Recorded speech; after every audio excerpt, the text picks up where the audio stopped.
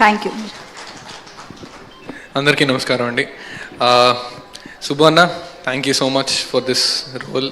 చాలా intense role play చేశాను. నాని అన్న, so happy to see here. It's been long. And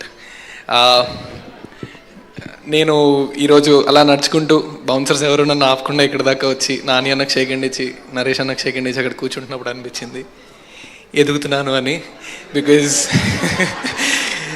because ఎప్పుడన్నా కొన్నేళ్ల క్రితం ఎప్పుడన్నా ఇలా నరేష్ అన్నను కానీ లేకపోతే ఎవరైనా కలుద్దాం అంటే బౌన్సర్ ఎవరన్నా ఇలా చూసేవాడిని. So I'm happy I'm here. And ఇక్కడికి నేను రావడానికి కారణమైన అందరి డైరెక్టర్స్కి అండ్ ప్రొడ్యూసర్స్కి నాకు ఆపర్చునిటీ ఇచ్చిన వాళ్ళందరికీ కూడా thank you so much. Thank you so much అండి. December 20th Bachhala Malli. ఈ మాట చెప్పేంత పెద్దవాడిని కాదు, కానీ ఈ ట్రైలర్ చూసినప్పుడు నాకు ఒకటి అనిపించింది.